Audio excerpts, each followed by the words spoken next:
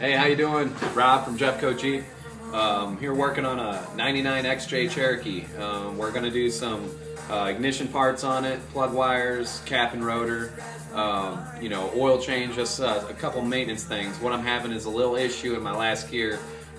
It's doing like a misfire almost. I really don't know if it's related to the propane system that's installed on the Jeep, or if it's an actual ignition part. So I'm going to start small, do coil packs and stuff like that. I guess I should say coil pack. This is a distributor motor, so I still have only one.